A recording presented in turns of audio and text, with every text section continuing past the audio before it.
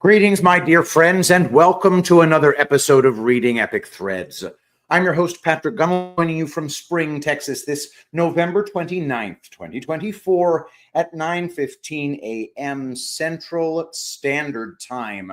I have one piece for you today from the illustrious Joe Lange at badlands.substack.com. But before I get started, I want to remind every single one of you that today is Black Friday, and that today, through Monday at midnight, everything at our websites, tulipblooms.shop and epicminerals.net, will indeed be buy one, get one half off on every single one of our products. It is an extravaganza for Black Friday.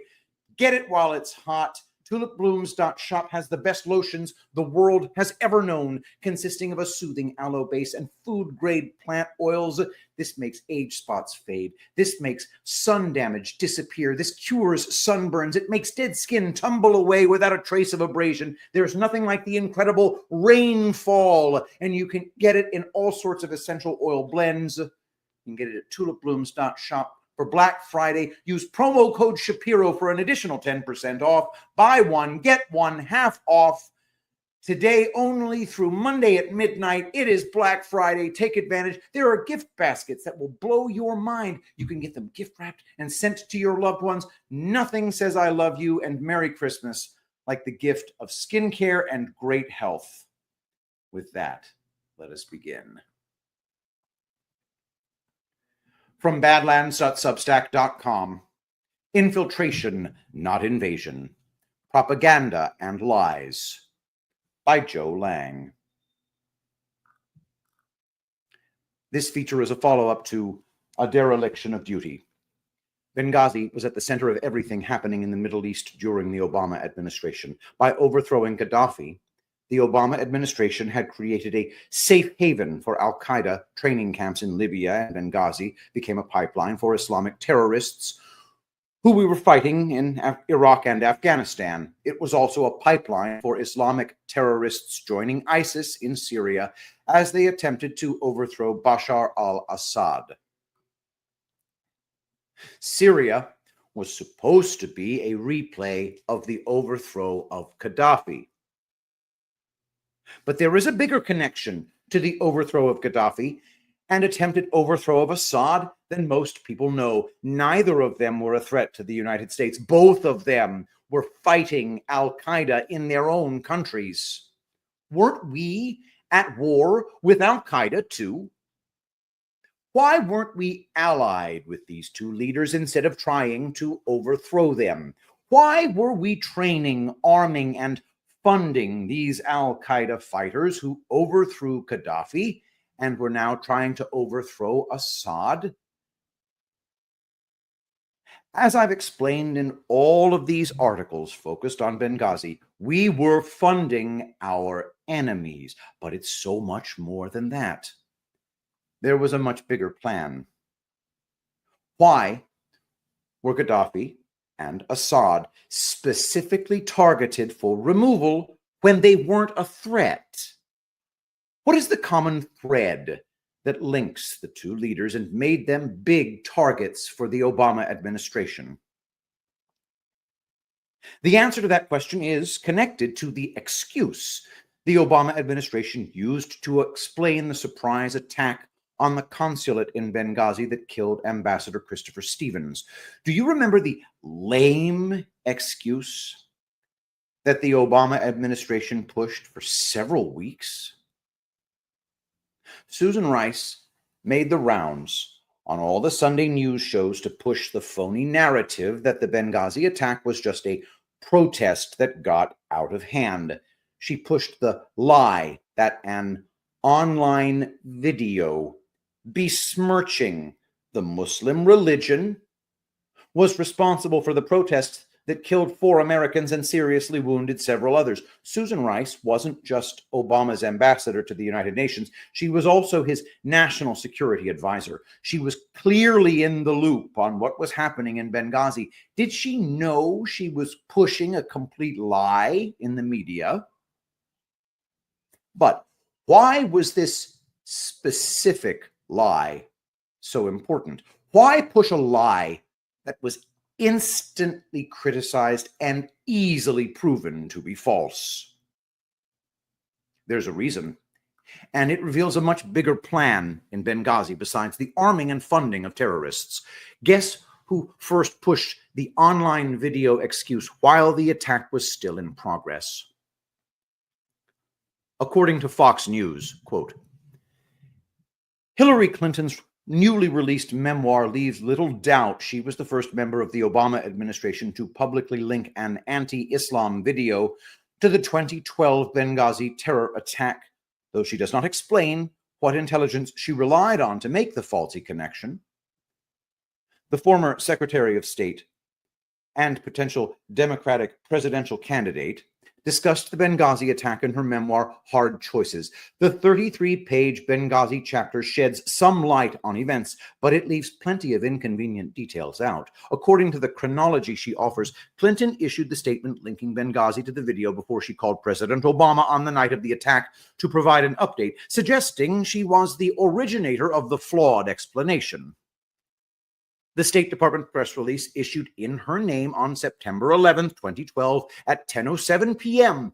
tied the death of Foreign Service Officer Sean Smith to the video, end quote. Hillary herself admits that she was the one who first pushed the online video protest excuse for the Benghazi attack. She was pushing that lie within the Obama administration before she had given Obama an update on the ongoing attack in Benghazi. This is really important to understand. Obama and Hillary, along with others, had already met to discuss the attack underway in Benghazi. Between that meeting and her first update to Obama, she began pushing the anti-Islam online video as the reason a protest in Benghazi turned violent. You really think Hillary was the only one who came up with the online video excuse? Remember, Hillary had supposedly committed a dereliction of duty by obstructing a direct order from the commander-in-chief to send help to Benghazi. Not only did Obama not punish Hillary for that obstruction in any way, Obama then sent his national security advisor out to make all the rounds in the media to push the same lie Hillary was using as the excuse for the deadly Benghazi attack. Why? Why would Obama push this lie for weeks? Clearly, it wasn't just Hillary's idea. The Obama administration was pushing hard on a narrative that Benghazi was a protest and not a terrorist attack. Was that true? Was it just a protest that got out of control? More from Fox News. Quote, later that evening, a mortar strike killed former Navy SEALs Ty Woods and Glenn Doherty, permanently maimed another CIA contractor, and severely injured diplomatic security agent David Ubben, all of whom were defending the CIA annex. U.S. Ambassador Chris Stevens also died in the Benghazi assault. The accuracy of the mortar attack, 3 out of 5 rounds on target from more than half a mile away in the dark of night in under a minute, required military training and premeditation, according to multiple military and intelligence professionals, end quote. Do protesters carry mortars and heavy weapons with them? This was never a protest. It was a planned and coordinated attack, and I pointed out the reason Stevens was purposely targeted in my last article.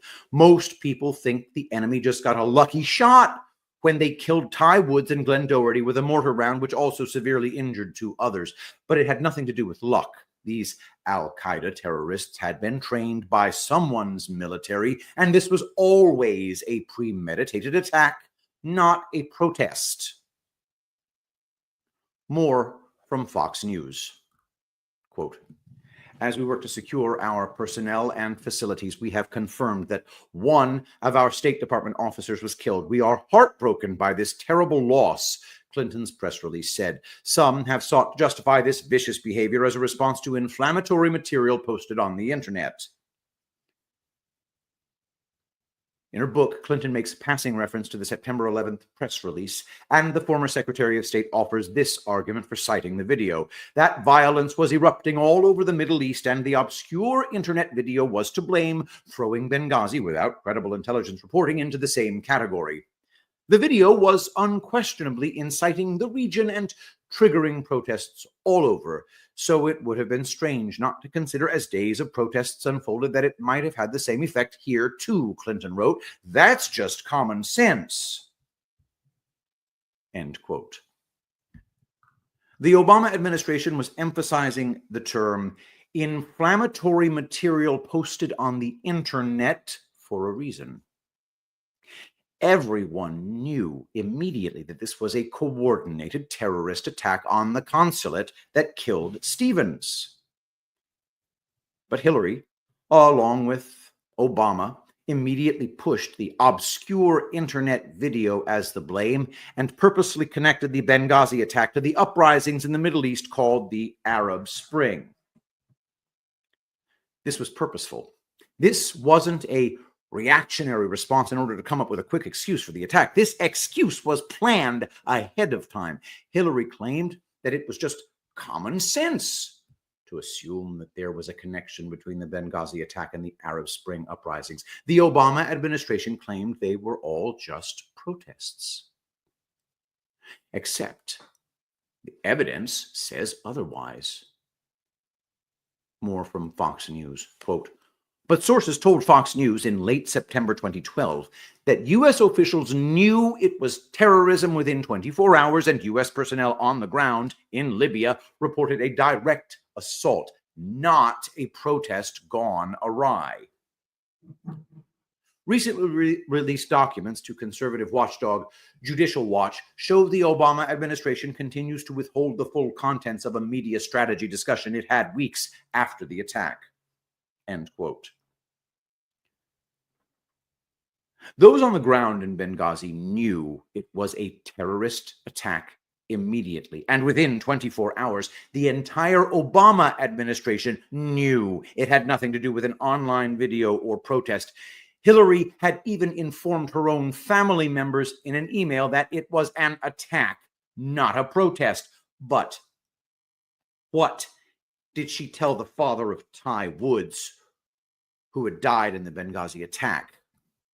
More from Fox News, quote, "In Hard Choices, Clinton described the emotional toll of meeting with the families at Andrews Air Force Base on September 14, 2012, when the bodies of 4 Americans, including Stevens, were returned to Washington." But she did not mention her comments to the father of Ty Woods. Asked about the book, Charles Woods reiterated his claim that rather than offering comforting words, Clinton told him, "We are going to have the person responsible for the video arrested," which he says he found odd given the event's tone, end quote.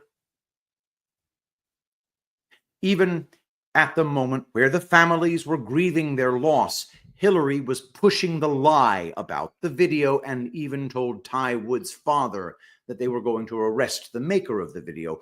Why was the Obama administration pushing so hard and lying about a protest over this particular video? Here's where most people miss the real reason that they forced that narrative throughout the media. It wasn't to hide the fact that Al-Qaeda was expanding. It was something far more sinister. And most people don't realize the real reason that this particular anti-Islam video lie was pushed so hard. Do you remember Nakula Baseli Nakula? I wouldn't be surprised if you don't know who he is, according to Fox News. Nakula, seen here with Reverend Wiley S. Drake, lives in a homeless shelter.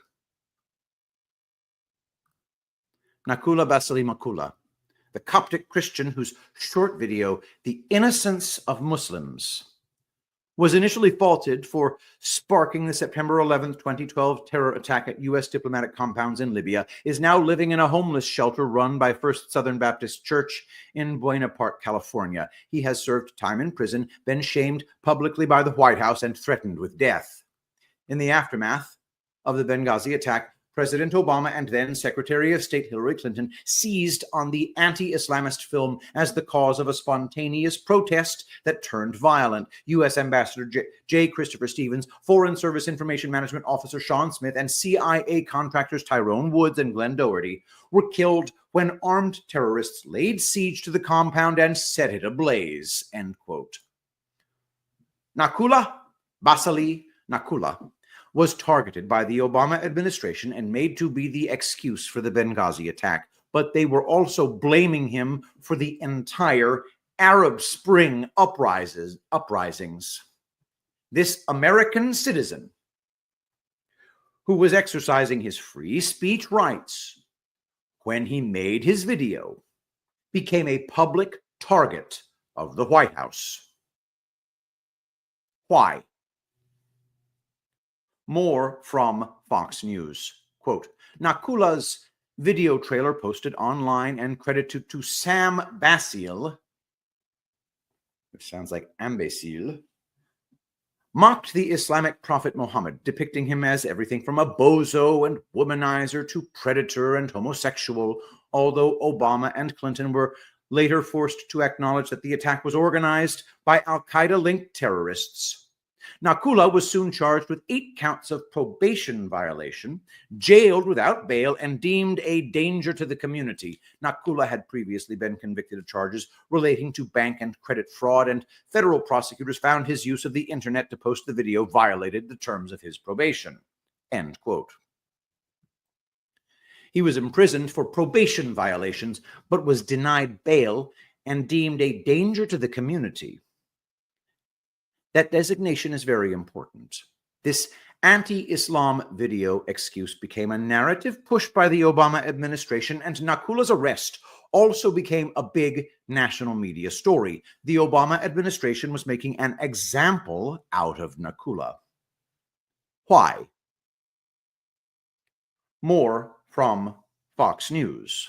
Quote, it was revealed in last year's House Select Committee hearings on Benghazi that despite public proclamations otherwise, Clinton was well aware that the attacks were well crafted and not spurred by the innocence of Muslims. According to Chris Tanto Paranto, one of the CIA security contractors and survivors of the Benghazi mayhem, the first he heard of the infamous movie or even protests was about 36 hours after the attack. Quote, I was in Germany recovering and had just woken up, and I saw U.S. Ambassador to the UN, Susan Rice, mention it as the cause. Honestly, my first thoughts were that this was typical for this administration, spinning the truth, he told FoxNews.com. Even then, we knew that it was al-Qaeda, and this incident would crush the narrative that we had terrorism under control. Paranto stressed that innocence of Muslims played no part in Benghazi, and that the attack was well planned in advance. Quote, they knew when the ambassador was going to be there, and they knew there would be no response when they attacked, he continued. He was a high-value target that was vulnerable, and they exploited this opportunity to attack the consulate, end quote. Both Hillary and Obama knew that the lie about the protest over an online video would not hide the fact that the Benghazi attack was a terrorist attack. So why push that specific narrative so hard? While most people think it was foolish to push a lie that was so easily debunked, they are missing the real reason that this specific lie was so important. Why was it so important to push the anti-Islam video as the reason for Benghazi and then to arrest Nakula? This was the opening salvo to something that was going to become a major focus of the Obama administration. What was it? More from Fox News. Quote, Kenneth Timmerman, author of Deception, the making of the YouTube video Hillary and Obama blamed for Benghazi, asserts that Nakula was ultimately the first victim of Islamic Sharia blasphemy laws in the United States. He was collateral damage, as were the actors and actresses who became subject to death threats and fatwas, Timmerman said. Nakula takes the fatwas seriously because he understands they are still active and cannot be rescinded. End quote. Nakula was made the first victim of Islamic Sharia blasphemy laws in the United States. That goes directly against the Constitution and free speech rights. They didn't charge him for blasphemy, but as Hillary had stated, they were going to arrest him and make an example of him. They were going to find charges against him, whether he had violated his probation or not. Nakula wasn't arrested to hide the fact that Benghazi was a terrorist attack. He was arrested to usher in the next part of Obama's 16-year plan to weaken the country and destroy the Constitution. All of this was planned ahead of time. Don't believe me? Do you remember this big event that happened just months before Nakula's arrest? According to Forbes, quote, while you were out scavenging the Walmart super sales or trying on trinkets at Tiffany and Cartier, your government has been quietly wrapping up a Christmas gift of its own. Adoption of UN Resolution 16/18, an initiative of the Organization of Islamic Cooperation, formerly Organization of Islamic Conferences. The Confederacy of 56 Islamic States Resolution 16/18 seeks to limit speech that is viewed as discriminatory or which involves the defamation of religion, specifically that which can be viewed as incitement to imminent violence. Initially proposed in response to alleged discrimination against Muslims in the aftermath of 9/11 and in an effort to clamp down on anti-Muslim attacks in non-Muslim countries, Resolution 16/18 has been through a number of revisions over the years in order to make it palatable to American representatives concerned about U.S. constitutional guarantees of free speech. End quote. These are the important facts to remember. UN Resolution 16/18 was an initiative being pushed by Muslim countries after 9/11 to limit free speech that was discriminatory, defamatory, or incited violence against Muslims. The U.S. Constitution guarantees free speech rights even against religion, and that was the reason this resolution had never been approved by our government until the Obama administration. Now, do you understand why Obama refused to call terrorists who killed Americans Islamic terrorists or use the term radical Islam? More from Forbes, quote, previous versions of the resolution, which sought to criminalize blasphemous speech and the defamation of religion, were regularly rejected by the American delegation and by the U.S. State Department, which insisted that limitations on speech, even speech deemed to be racist or blasphemous, were at odds with the Constitution. But this latest version, which includes the incitement to imminent violence phrase, that is, which criminalizes speech which incites violence against others on the basis of religion, race, or national origin, has succeeded in winning U.S. approval, despite the fact that it indirectly places limitations as well on speech considered to be blasphemous. End quote. This UN resolution criminalized free speech against Islam for blasphemy or defamation if it were deemed to incite imminent violence. Not one time did the Obama administration propose that the same criminality be applied to anyone who blasphemed Christianity or incited violence against Christians. Why? It wasn't just to intimidate Americans from saying anything bad about Islam or Islamic terrorists. It was just one part of a much bigger agenda. What was Obama's big agenda? It's far bigger than most people realize, and almost nobody understands the connection to Benghazi. Do you think it was just a coincidence that the Arab Spring began under Obama's presidency? Did you know that there is a common thread connected to most of the leaders who were overthrown during the Arab Spring? According to Wikipedia, quote, the Arab Spring, or the First Arab Spring, to distinguish from the Second Arab Spring, was a series of anti-government protests, uprisings, and armed rebellions that spread across much of the Arab world in the early 2010s. It began in Tunisia in response to corruption and economic stagnation. From Tunisia, the protests then spread to 5 other countries: Libya, Egypt, Yemen, Syria, and Bahrain. Rulers were deposed: Zine El Abidine Ben Ali of Tunisia in 2011, and Muammar Gaddafi in Libya in 2011, Hosni Mubarak in Egypt in 2011, and Ali Abdullah Saleh in Yemen in 2012. Or major uprisings and social violence occurred, including riots, civil wars, or insurgencies. End quote. These were coordinated insurgencies. The Arab Spring was supposedly a spontaneous protest in several Arab countries that then led to uprisings and rebellions. If you listen to the Obama administration, they would tell you that the common thread was oppression. Obama would crow about the people rising up throughout the Middle East to demand democracy and overthrow their oppressive leaders. Obama, Hillary, and McCain all painted Gaddafi as an oppressive leader, which was why he needed to be removed. They described Assad in Syria the same way. They lumped in the leader of Tunisia, named Zine El Abidine Ben Ali, and even abandoned Hosni Mubarak, the leader of Egypt, who had been our ally since 1981. Why would Obama abandon one of our biggest allies in the Middle East? Was Hosni Mubarak an oppressive leader? This is the key to Obama's big agenda and part of the 16-year plan. Mubarak actually was a big oppressor, but who was it that he was oppressing? Have you ever heard of the Muslim Brotherhood? Pictured here, Society of the Muslim Brothers. Emblem: 2 curved swords crossed, and above those 2 swords is a book, which I'm going to assume is the Quran. And it's the Arabic word for prepare.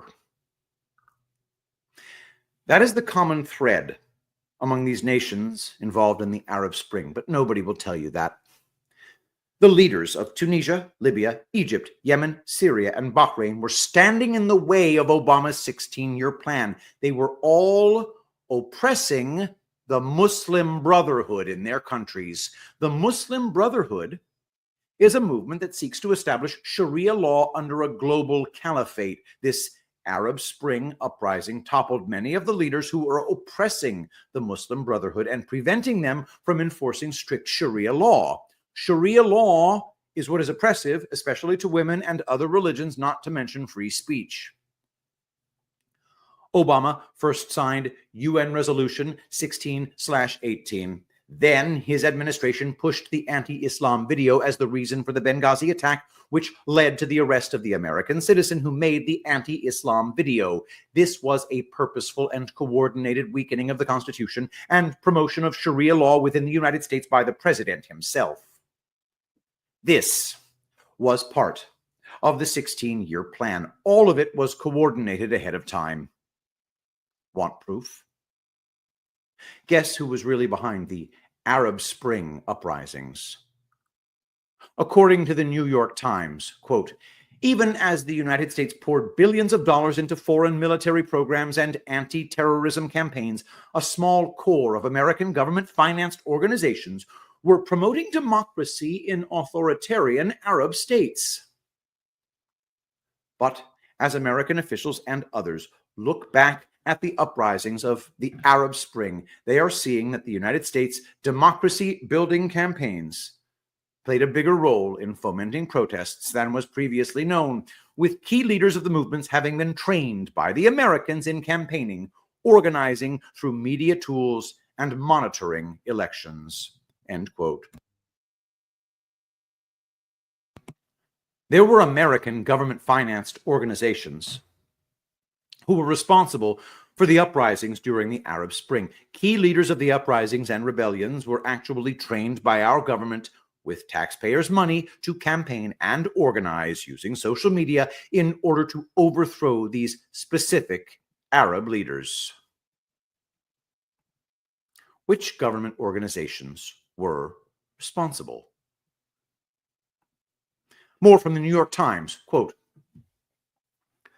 a number of the groups and individuals directly involved in the revolts and reforms sweeping the region, including the April 6th youth movement in Egypt, the Bahrain Center for Human Rights, and grassroots activists like Ensar Kadi, a youth leader in Yemen, received training and financing from groups like the International Republican Institute, the National Democratic Institute, and Freedom House, a nonprofit human rights organization based in Washington, according to interviews in recent weeks and American diplomatic cables obtained by WikiLeaks.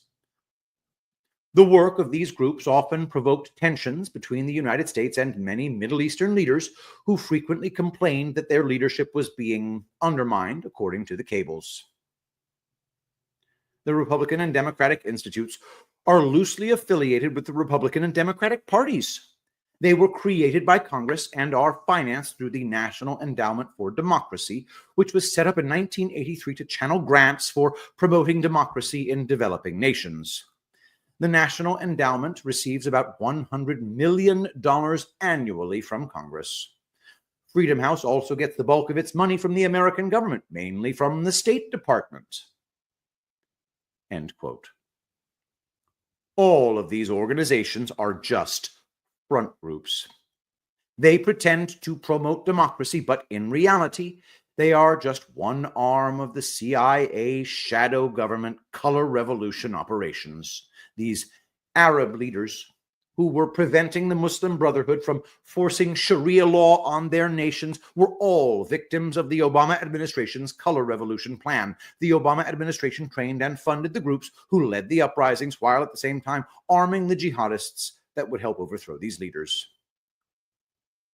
I want to focus on one of these CIA shadow government groups, the International Republican Institute.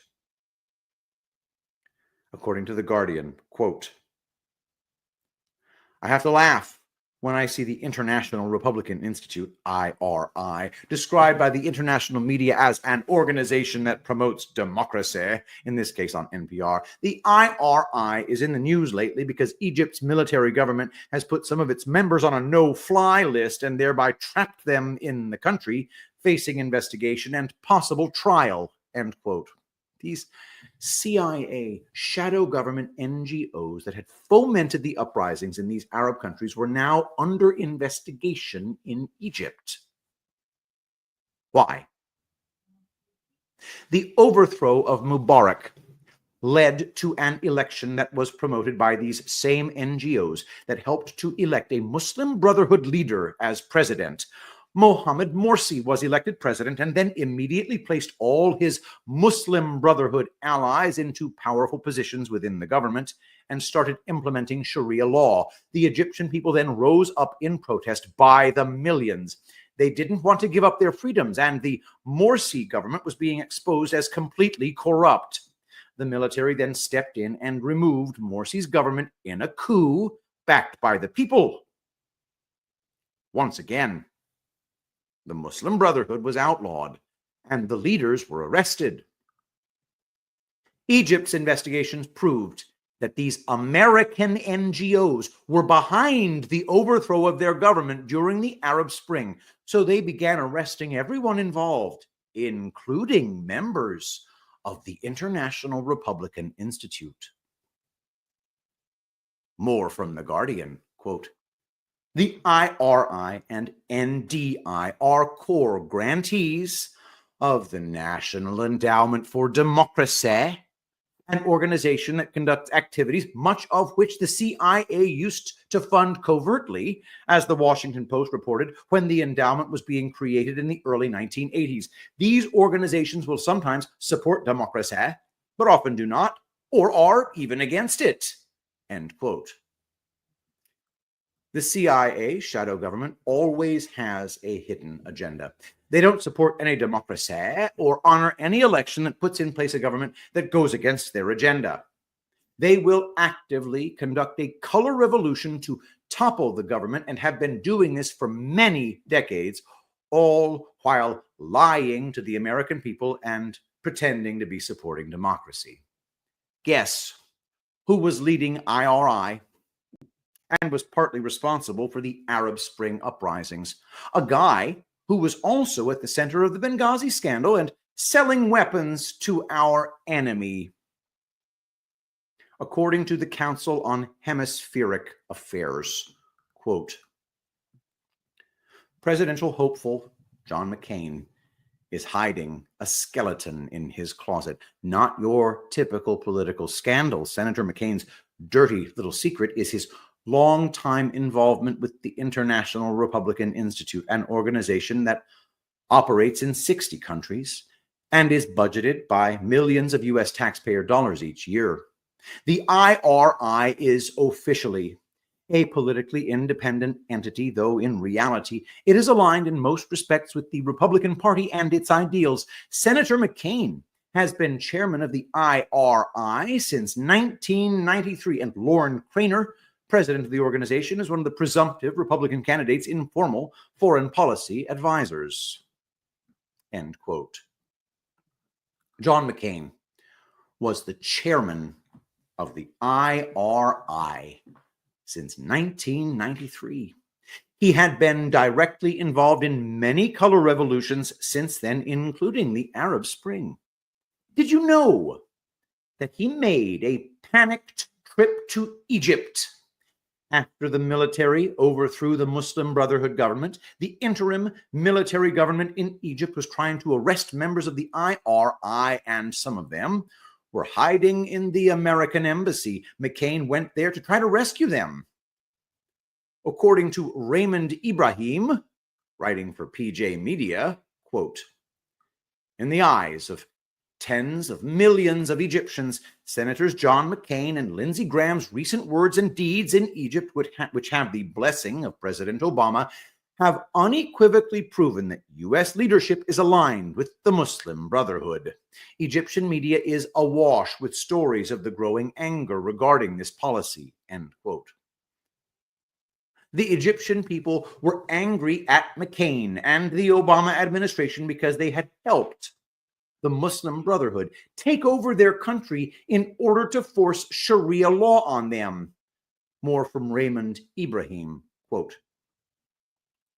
what did McCain do and say in Egypt to earn the ire of millions of Egyptians? First, most offensive to Egyptians and helpful to the Brotherhood's cause is McCain's insistence on calling the June 30th revolution a military coup. In reality, the revolution consisted of perhaps 30 million Egyptians taking to the streets to oust the Brotherhood. McCain is either deliberately misconstruing the event or believes the story as manufactured by Al Jazeera and promulgated by Ambassador Ann Patterson. In this narrative, at least an equal amount of Egyptians supported Morsi, and the military overthrew him against popular will. Al Jazeera has actually broadcast images of the millions of anti-Morsi protesters and identified them as pro-Morsi protesters, disinformation which was quickly adopted by Western media. Several Al Jazeera correspondents have resigned due to Al Jazeera acting as the Brotherhood's international mouthpiece, end quote. This is an important point. After Morsi's government tried to force Sharia law on the people, the masses rose up and were protesting in the streets. There were millions of Egyptians protesting, and that's what drove the military to step in and remove the Morsi government. McCain referred to it as a military coup, but the truth is, Morsi was trying to change the Egyptian constitution to force Sharia law on the people, and that caused them to rise up. Had the military not removed the Muslim Brotherhood from the government, Egypt would have fallen into a bloody civil war. Don't miss this important point. Al Jazeera was using video and images of the millions of Egyptians protesting against the Morsi government and promoting the lie that those protesters were against the military coup to remove the Muslim Brotherhood. McCain was pushing the same lie while threatening the Egyptian military with a loss of U.S. funding. A lot of good journalists at Al Jazeera resigned because Al Jazeera had become the propaganda arm of the Muslim Brotherhood in the Middle East. Do you think that's just a coincidence? According to Sada El Balad English News, quote, many leaked emails related to former U.S. Secretary of State Hillary Clinton revealed her close relationship with Qatari Al Jazeera TV network and how she had used it to spread chaos in the Middle East, according to media reports published on Saturday. Those emails were revealed after U.S. President Donald Trump recently announced the declassification of all documents related to federal investigations concerning Hillary's use of a private server for government emails. According to one of the emails, Hillary had visited Al Jazeera in May 2010 and met with the network's director back then, Wada Kanfar. She met with the channel's board of directors afterwards. They discussed and arranged a visit for a delegation from the TV network to Washington in mid-May 2010. End quote.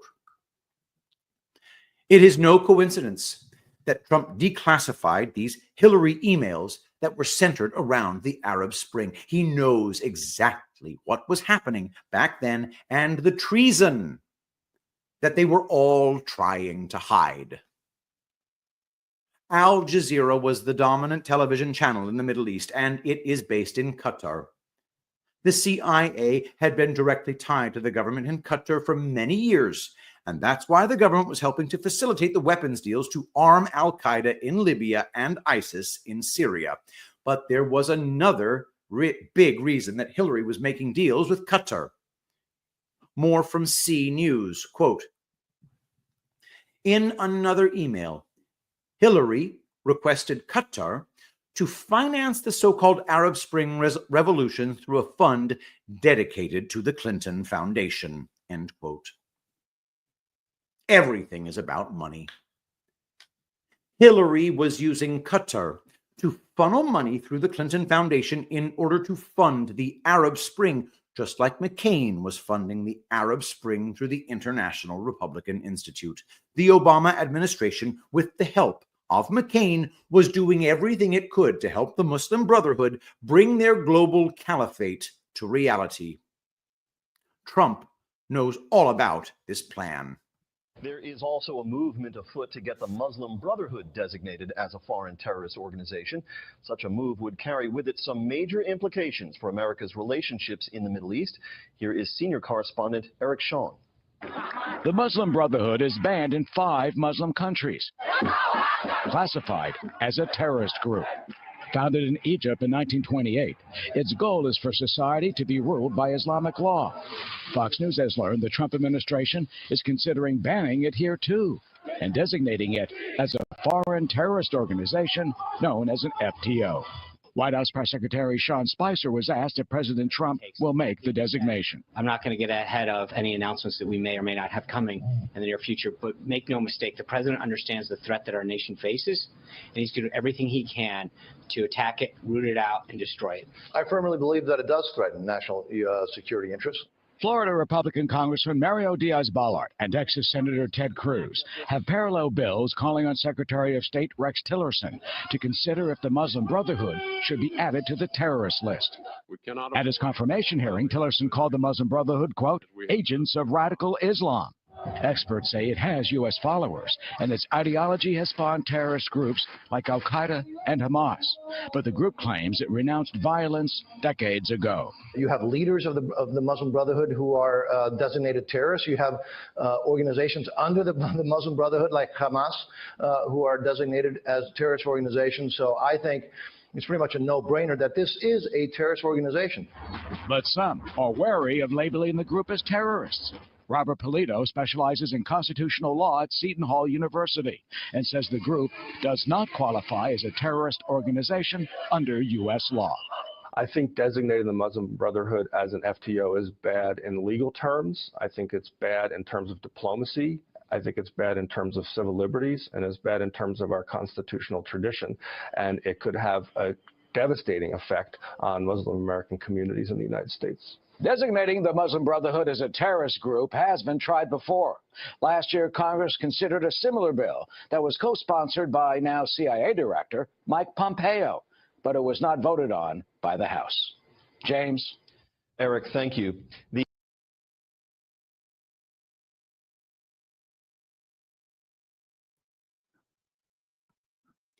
There were definitely Muslim Brotherhood followers in the United States.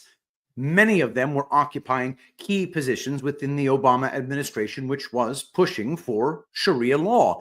Hillary was planning on doing the same had she been elected. According to the Center for Security Policy, quote, unfortunately, Mrs. Clinton has all too often been an enthusiastic supporter of those like Muslim Public Affairs Council President Salam al-Marayati as they seek to dominate their fellow Muslims, notably in places like Egypt, Libya, and Syria, and subvert the United States and the rest of the free world with what the brothers call civilization jihad. Have you ever heard of civilization jihad? According to Breitbart, quote, violent jihad dominates the attention of those responsible for national security. But the more dangerous long-term threat the Center for Security Policy's Team B report found is what the Muslim Brotherhood calls civilization jihad. This pre-violent form of jihad, according to the totalitarian ideology of Sharia, is considered an integral, even dominant element of jihad. Such tactics are ostensibly nonviolent and therefore moderate, not because the Muslim Brotherhood eschews violence out of principle, but because it has decided that this phase of battlefield preparation is better accomplished through stealthy means. Hence, civilization jihad can be considered stealth jihad. Civilization jihad is a form of political and psychological warfare that includes multi-layered cultural subversion, the co-opting of senior leaders, influence operations, propaganda, and other means of insinuating Sharia gradually into Western societies. End quote. Are you seeing the complete picture? Political and psychological warfare were being waged from within our government and culture in order to weaken the Constitution and replace it with Sharia law. Q kept telling us, infiltration, not invasion. The violent and deadly terrorist attacks are grabbing all the media attention on purpose. The media helps to drive the fear narrative, which allows the government to strip away our constitutional rights on the basis of national security. Our privacy rights have been stripped away, and now our free speech rights were being removed as well. Our own CIA shadow government were funding, training, and supplying these terrorist groups with weapons in order to launder taxpayers' money and create fear in the population to go along with these changes to our Constitution. But while the violent attacks were getting all the attention, a civilization/stealth jihad was happening under the radar within our government in order to change our Constitution and institute Sharia law. More from Breitbart. Quote, the explanatory memorandum explains that the Muslim Brotherhood organized Islamic movement in the U.S. is a settlement process to establish itself in the United States and, once entrenched, to undertake a grand jihad characterized as a civilization jihadist mission under Muslim Brotherhood direction, absent an appreciation of the threat posed by stealth jihad. The pre-violent civilization jihadist is free to proceed unimpeded under the radar in Western societies, infiltrating and subverting along lines specifically tailored to today's liberal, multicultural-minded, non-Muslim populations. It does so in ways that are genuinely difficult to recognize, oppose, or counter. End quote.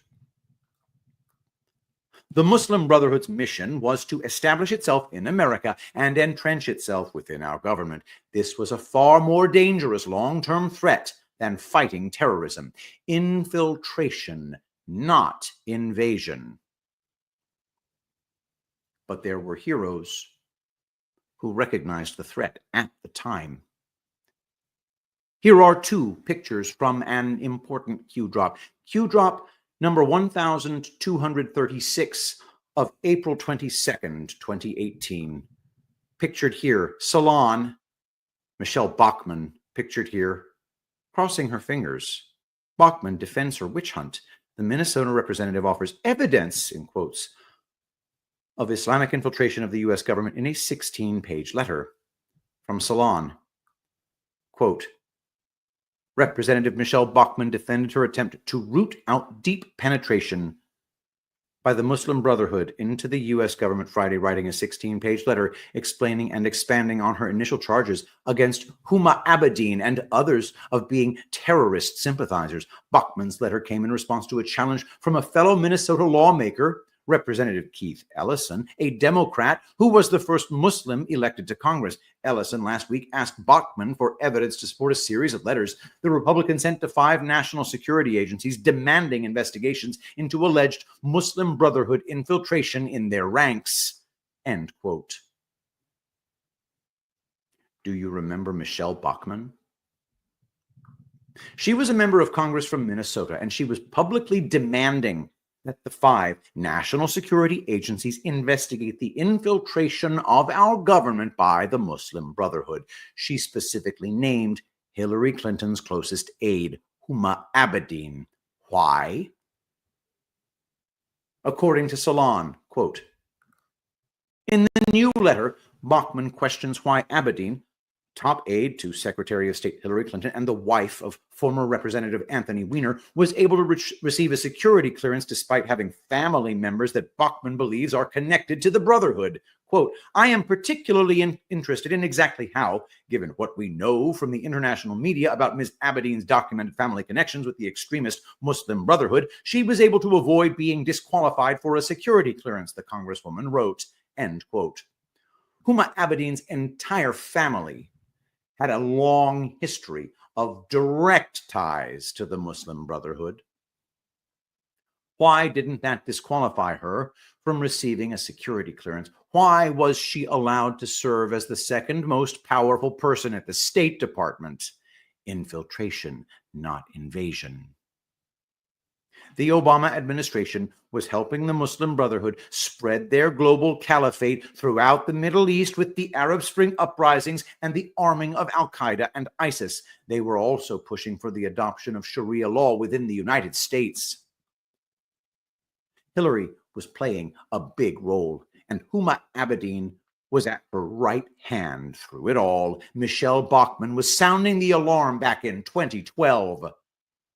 But guess who quickly came to Huma's defense?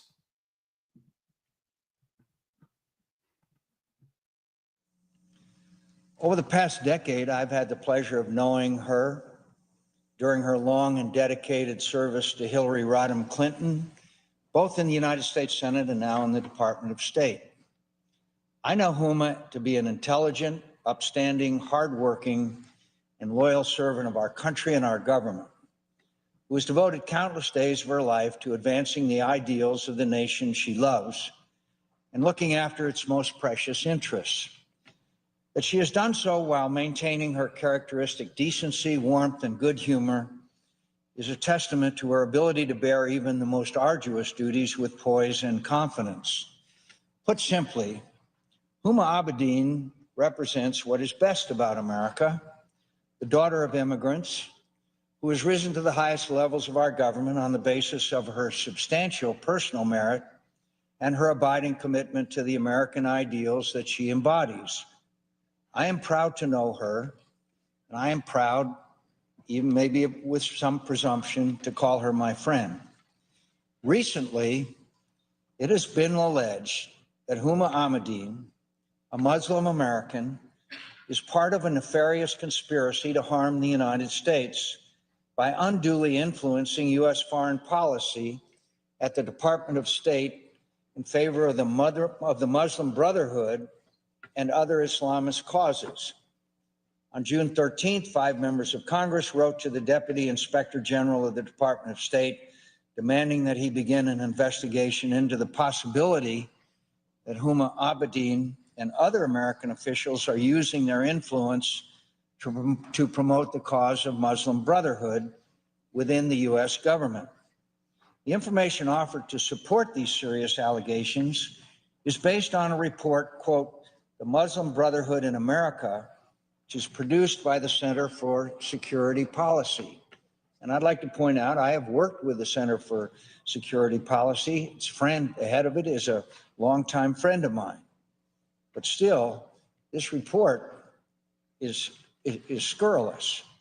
To say that the accusations made in both documents are not substantiated by the evidence they offer is to be overly polite and diplomatic about it. It is far better and more accurate to talk straight. These allegations about Huma Abedin and the report from which they are drawn are nothing less than an unwarranted and unfounded attack on an honorable citizen, a dedicated American, and a loyal public servant.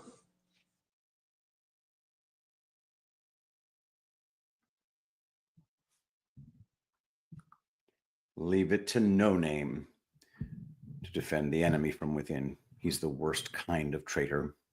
Q mentioned him specifically in a portion of this Q drop.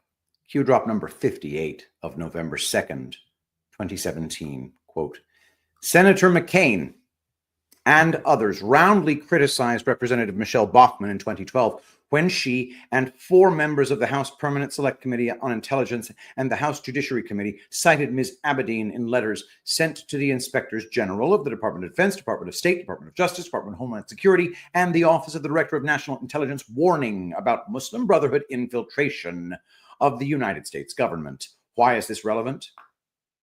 Who took an undisclosed trip to SA?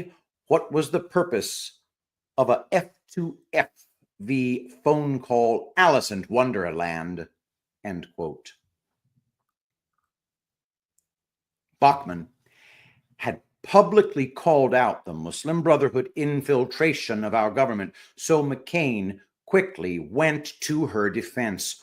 All assets were being deployed.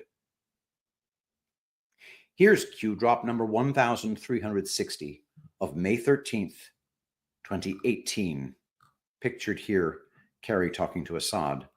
Pictured here, Pelosi talking to Assad. Full circle link from the Hill. Huma Abedin ties to the Muslim Brotherhood from Scribd. Bachmann letter responding to Ellison. It's all connected. Welcome back, Huma. Now comes the pain. Q. Nancy Pelosi and John Kerry had met with Bashar al-Assad, whom the Obama administration was trying to overthrow by arming ISIS. The Muslim Brotherhood was helping the CIA smuggle shoulder-fired missiles into Syria with the help of Turkey. Q is tying all of that to Huma Abedin and her direct connections to the Muslim Brotherhood, who took an undisclosed trip to SA. What was the purpose of a face-to-face versus a phone call? F2F versus phone call. And what big event happened just 3 days after this Q drop? It's all connected. In my next article, I'll go deeper into Huma Abedin to reveal her important role in this treasonous conspiracy and focus on the Muslim Brotherhood's infiltration of our government. And that's the article, guys. In typical Joe Lange fashion, he just kind of gets tired and says, all right, I'm going to write more some other time. Still, brilliant article. Magnificent work, Joe Lange. Incredible research. It's one of the best out there right now. Thank you so much for the work that you do. Guys, don't forget tulipblooms.shop. Epic Moisture Creamy Body Butter. The Rainfall Amazing Lotion with all the food-grade plant oils. Food grade, food grade, food grade. Ah, my gorgeous Epic Moisture Creamy Body Butter. My forehead has never looked so smooth. And now, because it's Black Friday, buy one, get one half off on absolutely everything. The same goes for epicminerals.net. Take care of your health, detox from heavy metals, and the Wellness Extra Capsules. Buy one, get one half off at epicminerals.net as well. Promo code Shapiro for an extra 10% off. My Shapiro promo code using friends. Thank you so much. Let us pray. Saint Michael, the Archangel, defend us in battle. Be our protection against the wickedness and snares of the devil. May God rebuke him, we humbly pray. And do thou, O Prince of the heavenly host, by the power of God, cast into hell Satan and all evil spirits who prowl about the world, seeking the ruin of souls. Amen. I love you all. Thank you so much for being here, and I'll see you tomorrow.